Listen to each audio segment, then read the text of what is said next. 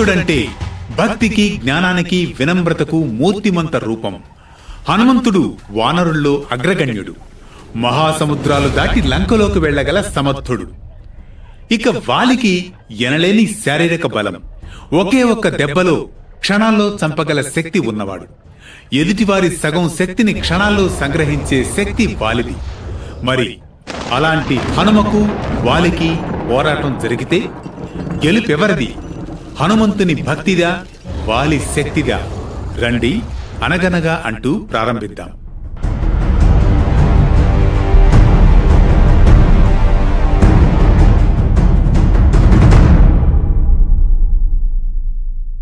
అనగనగా హనుమంతుని పరాక్రమం గురించి ప్రాచుర్యంలో ఉన్న ఓ కథనం.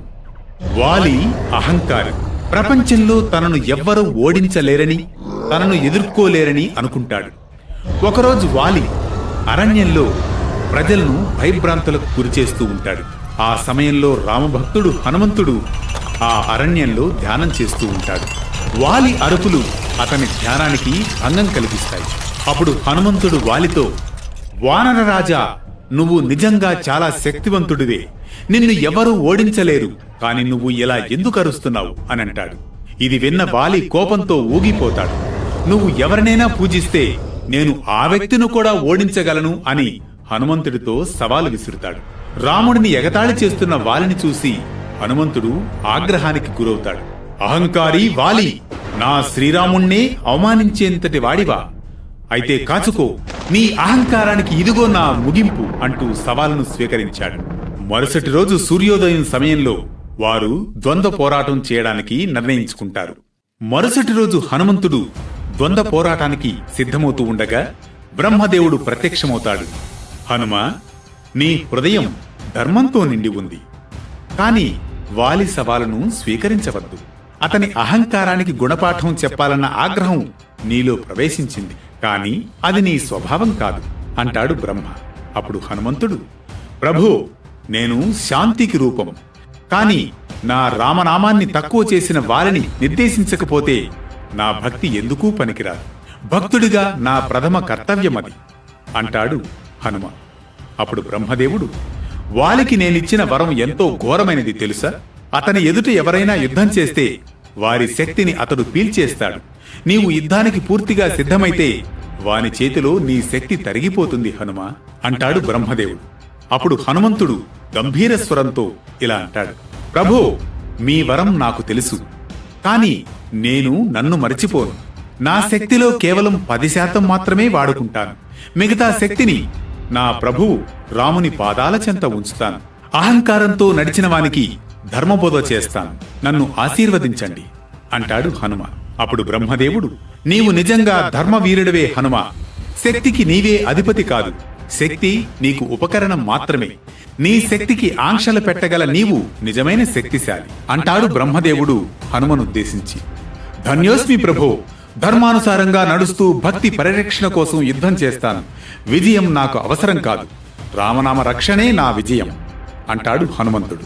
ఇది విన్న బ్రహ్మ, సరే, ద్వంద్వ పోరాటానికి వెళ్ళు. కాని నీ శక్తిలో 10% మాత్రమే తీసుకొని మిగిలినది నీ ప్రభువు పాదాల వద్ద అప్పగించు. ద్వంద్వ పోరాటం తర్వాత నువ్వు ఈ శక్తిని తిరిగి పొందవచ్చు అని అంటాడు బ్రహ్మ. అది విన్న హనుమంతుడు అంగీకరించి తన మొత్తం శక్తిలో 10% మాత్రమే తీసుకొని వాలిని ఎదుర్కోవడానికి బయలుదేరుతాడు. హనుమంతుడు బ్రహ్మవరం ప్రకారం పోరాట ప్రాంగణంలో అడుగు పెట్టగానే హనుమంతుడి బలంలో సగం వాలి శరీరంలోకి ప్రవేశిస్తుంది. వాలి తన శరీరంలో అపారమైన శక్తి ఉప్పొంగినట్లు భావించడం ప్రారంభిస్తాడు. తనలో శక్తి సముద్రం ఉప్పొంగుతున్నట్లు అనిపిస్తుంది. కొన్ని క్షణాల తర్వాత తన శరీరంలోని సిరలు పగిలిపోతున్నట్లు, రక్తం చిమ్ముతున్నట్లు వాలి కనిపిస్తుంది. అకస్మాత్తుగా వాలి ముందు బ్రహ్మ ప్రత్యక్షమవుతాడు. నిన్ను నువ్వు బ్రతికించుకోవాలనుకుంటే హనుమంతుడి నుండి మైళ్ళ దూరం పారిపో, లేకుంటే నీ శరీరం పగిలిపోతుంది అని వాలితో చెబుతాడు. వాలికి ఏమీ అర్థం కాదు. కాని బ్రహ్మ ఇలా కనిపించడం చూసి ఏదో తప్పు జరిగిందని అతనికి అర్థమవుతుంది. వాలి వెంటనే అక్కడ నుండి పారిపోతాడు.